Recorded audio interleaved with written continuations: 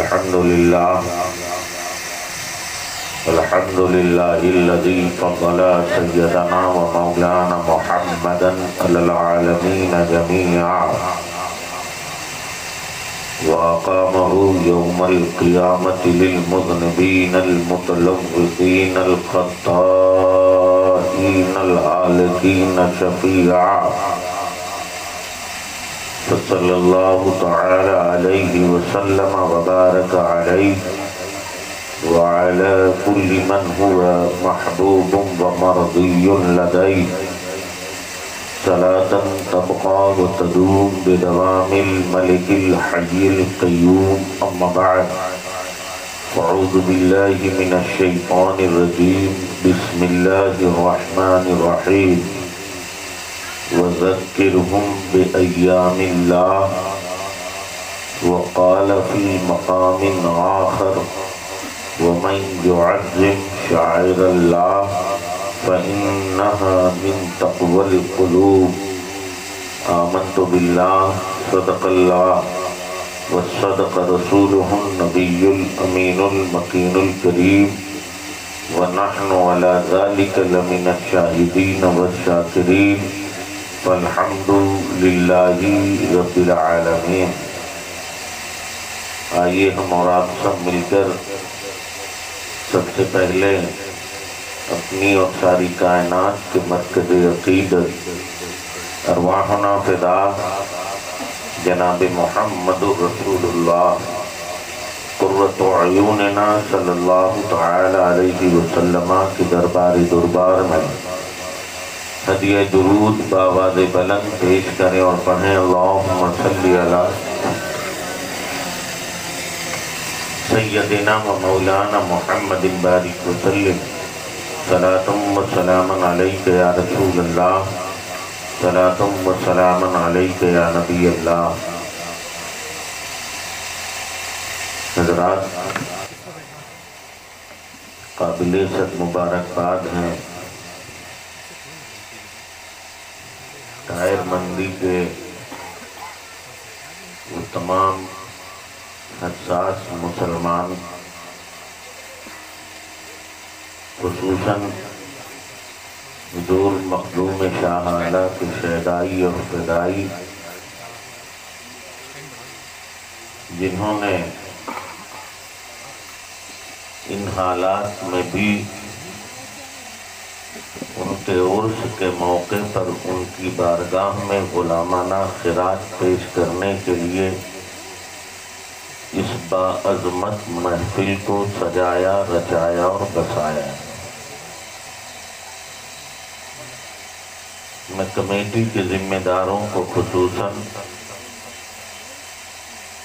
اور اس طاہر مندی میں رہنے والے زندہ دل حساس خوش عقیدہ مسلمانوں کو عموماً ان کی اس کاوش اور کامیاب کوشش پر دل کی اتھاہ گہرائیوں سے مبارکباد پیش کرتا ہوں. بھائی کمال صاحب، بھائی عبدالقدوس صاحب، بھائی تاج صاحب اور کمیٹی کے دوسرے افراد، انہوں نے بڑی محنت کی اپنے ساتھیوں کے ساتھ. اس کے نتیجے میں یہ جلسہ منعقد ہے.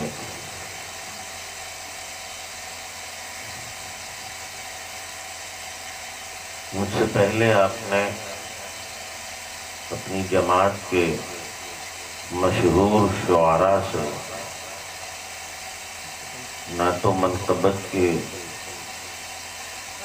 نغمے سماعت کیے.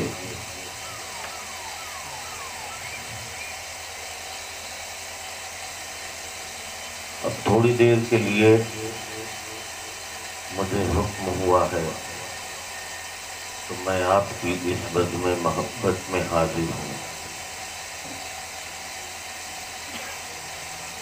کوشش کروں گا کہ جن آیت کریمہ کو ہم نے اپنی تقریر کا سرنامہ اور عنوان قرار دیا ہے، اس پر کچھ سیر حاصل گفتگو کی سعادت حاصل کر سکوں۔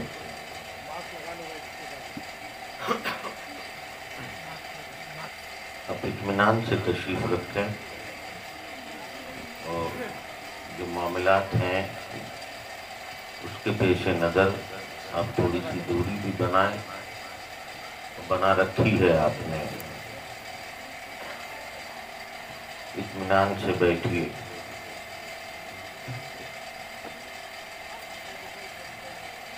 میں بہت زیادہ دیر نہیں، تھوڑی ہی دیر آپ سے گفتگو کروں گا، مگر ایک مرتبہ پورا مجمع اور جی لگا کر درود شریف کے نذرانے پیش کر لے۔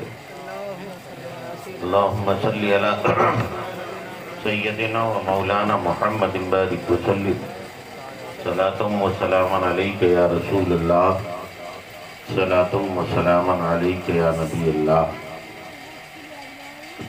رفیقان گرامی قدر،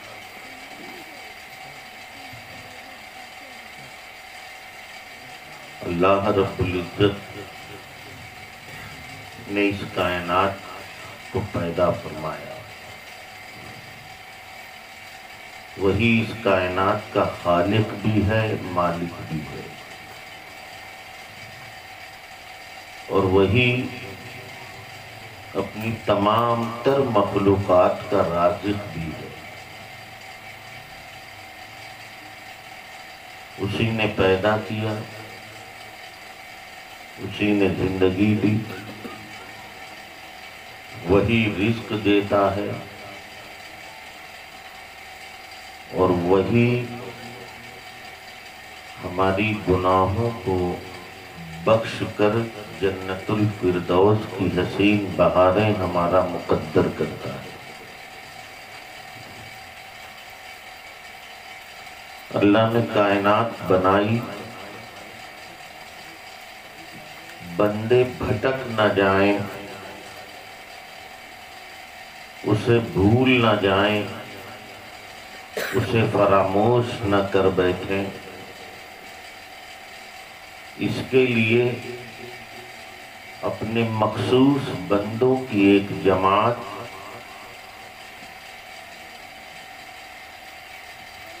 ضرورت کے مطابق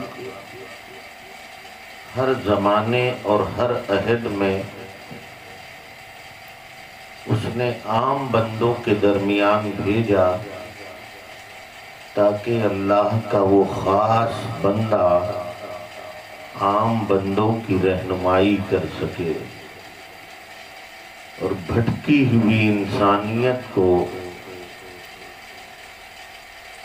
جادہ مستقیم دکھلا کر ان کی وہ پیشانیاں جو آوارگی کا شکار ہوں انہیں ایک پابندی سجدہ خدا کر دے۔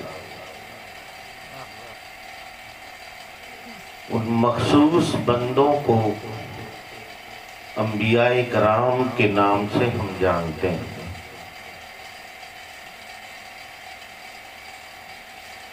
حضرت آدم سے لے کر حضرت عیسیٰ تک ایک لمبا پیریڈ ہے، ایک لمبا زمانہ ہے۔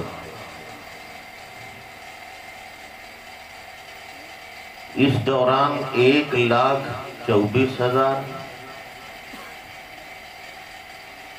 یا 2,00,000 دوسری روایت کے مطابق، کم یا زیادہ، میرے آقا کو چھوڑ کر انبیاء آئے۔ میرے آقا سے پہلے حضرت عیسیٰ دنیا میں آئے، اور ان کے بعد 500 سال سے زیادہ کا ایسا زمانہ گزرا جس زمانے میں بندوں کی ہدایت کے لیے کوئی نبی نہیں آیا۔ تو انسان انسانیت سے گر گیا، برائیاں عام ہو گئیں، شراب نوشی اپنے شباب پر، قمار بازی اور جوا کھیلنے کا شوق ثریا کی بلندیوں تک، حد یہ کہ نام نہاد عزت و آبرو کے تحفظ کے لیے بیٹیوں کا زندہ درگور کیا جانا، یہ انسان اپنے لیے باعث فخر تصور کرنے لگا۔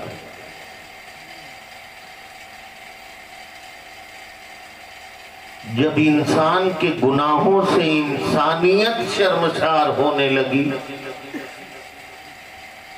انسانیت کو شرم آنے لگی، جب بوڑھوں کے بڑھاپے ان کے کندھے کا بوجھ بن گئے، جب ماؤں کی اور بہنوں کی عزت و عصمت تار تار ہونے لگی،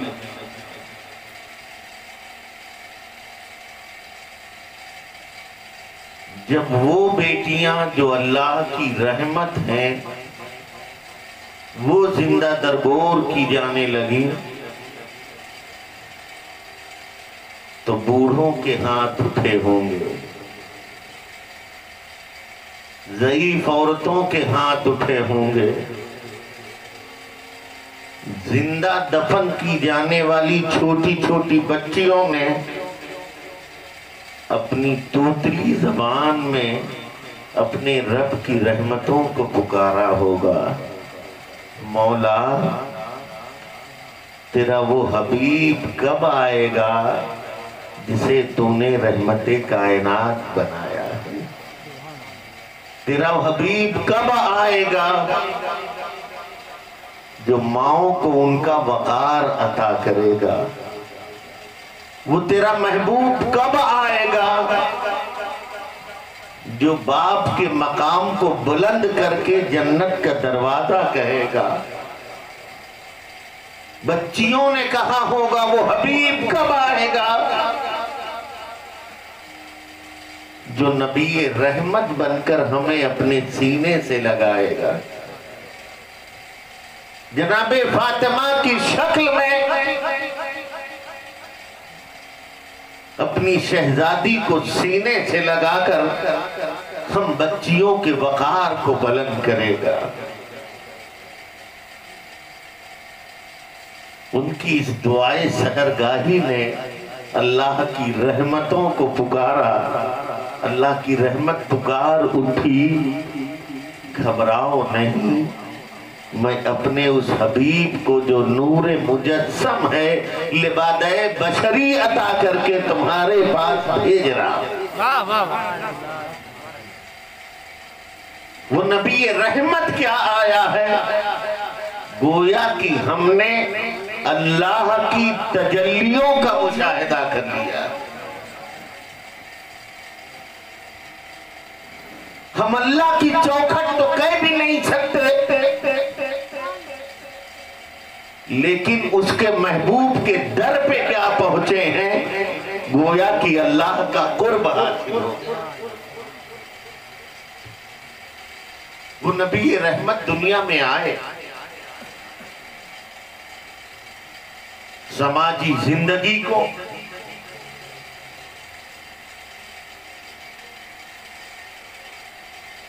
جو بکھری بکھری سے تھی،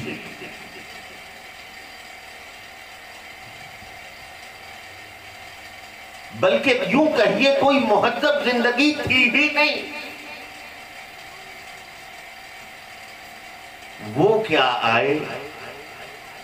وہ زمانہ جو جہالت کا شکار تھا، گویا کہ دوسروں کے لیے مینارہ نور بن گیا۔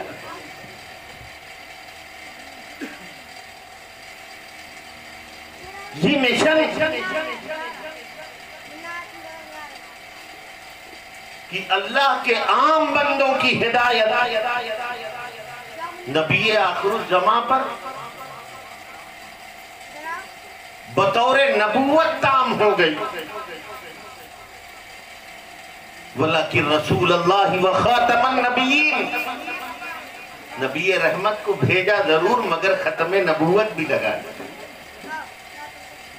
کہ اب نبی کی شکل میں تم رہنمائی کے لیے تمہارے پاس کوئی نہیں آئے. مگر میں سوچنے لگا کہ آخر نبی آتے کیوں تھے؟ رسول دنیا میں مبعوث کیوں کیے گئے؟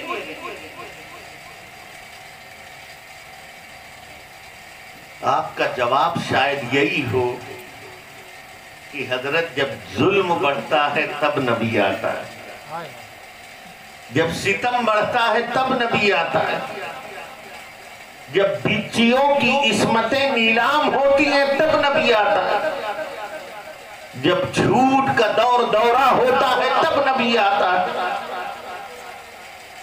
جب سماج اپنی بری حرکات پر سسکیاں لے رہا ہوتا ہے تب نبی آتا ہے. میں عرض کروں گا اگر ظلم بڑھے تو نبی آئے. نبی کے آنے کا سبب اگر یہی ہے کہ جب ظلم بڑھے تب نبی آئے، جب ستم بڑھے تب نبی آئے، جب کفر اپنے شباب پر انگڑائیاں لے تب نبی آئے، جب شرک کا دور دورہ ہو تب نبی آئے، جب بدعات انگڑائیاں لے رہی ہوں تب نبی آئے. تو میں عرض کرنا چاہوں گا کل ظلم تھا نبی آتا رہا، ستم تھا نبی آتا رہا، کفر تھا نبی آتا رہا، شرک شباب پر انگڑائیاں لیتا رہا نبی آتا رہا. اگر نبی کے آنے کا سبب یہی ہے، ظلم آج بھی ہے نبی آنا چاہیے، ستم آج بھی ہے نبی آنا چاہیے، برائیاں آج بھی ہیں نبی آنا چاہیے. مگر آج ستم ہے نبی نہیں آ رہا ہے، جماعت ظلم ہے نبی نہیں آ رہا ہے، آج کفر شباب پر انگڑائیاں لے رہا ہے نبی نہیں آ رہا ہے. میں عرض کروں گا کہ نبی آنا چاہیے مگر حافظ اعظم صاحب پکار اٹھیں گے، مفتی صاحب یہ صحیح ہے کہ جب ظلم بڑھے نبی آئے، جب ستم بڑھے نبی آئے، جب کفر اپنے شباب پر انگڑائیاں لے تب نبی آئے، شرک بڑھے تب نبی آئے. آج شرک بڑھ رہا ہے مگر نبی نہیں آ رہا ہے، کفر اپنے جوبن پر، جوبن کے نکھار پر اترا جا رہا ہے مگر نبی نہیں آ رہا ہے، جھوٹ کا دور دورہ ہے نبی نہیں آ رہا ہے، بچیوں کی عصمت نیلام ہو رہی ہے نبی نہیں آ رہا ہے.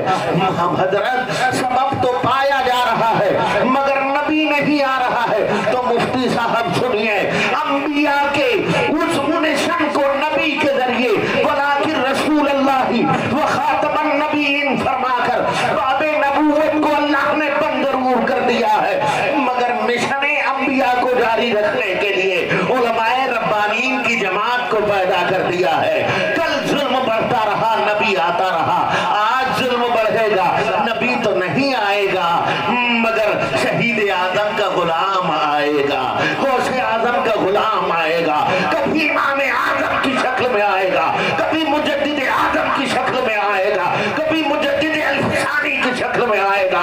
اور جب جب ظلم بڑھے گا تب تب کوئی مخدوم شاہ آلہ بن کر آئے گا، تب تک کوئی مخدوم شاہ آلہ بن کر آئے گا. اللہ کا کوئی ولی آئے گا جو نبی کے مشن نبوت کو آگے بڑھائے گا.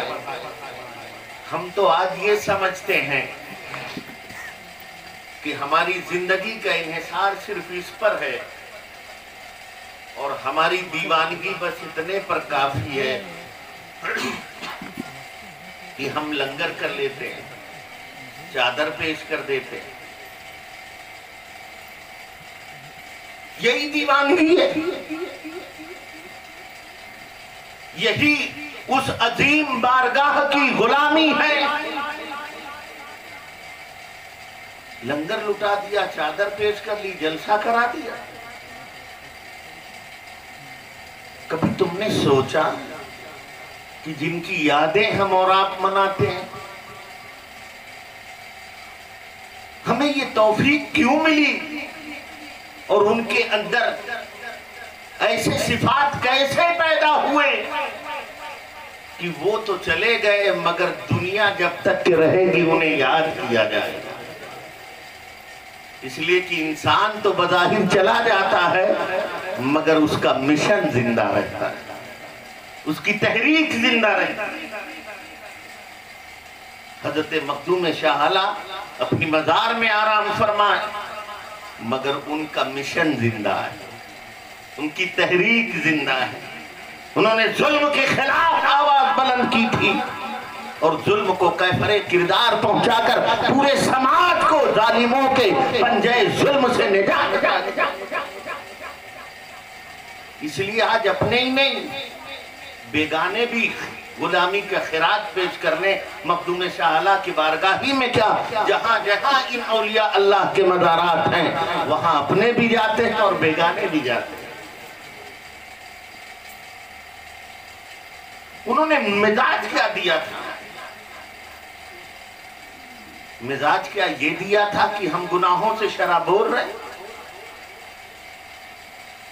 حضرت مجھے یہ دعویٰ نہیں اور کسی انسان کو یہ دعویٰ نہیں ہوگا کہ اس کے دامن پر داغ نہیں.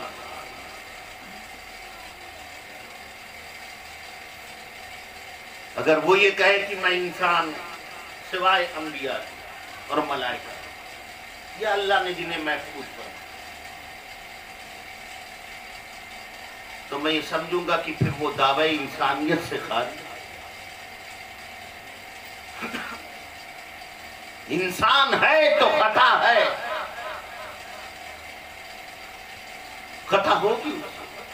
اگر خطا ہی نہ ہو تو وہ انسان ہی. خطا بھی گناہ ہے، اس کا انکار نہیں، مگر خطا اتنا بڑا گناہ نہیں ہے جتنا بڑا گناہ یہ ہے کہ بندے سے احساس خطا مر جائے. خطا کا احساس خطا ہم سے ہوگی مگر اللہ توفیق توبہ بخشے. کیا وہ واقعہ آپ کو یاد نہیں؟ حضرت موسیٰ علیہ السلام نے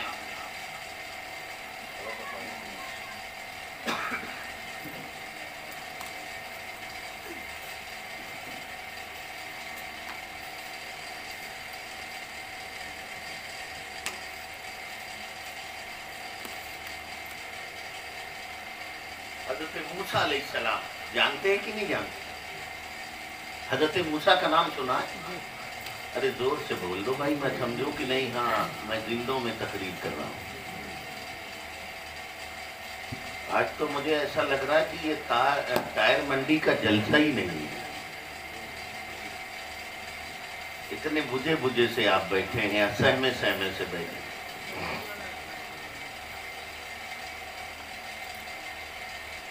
خیر میں سمجھتا ہوں شاید غور سے سن رہے ہوں گے.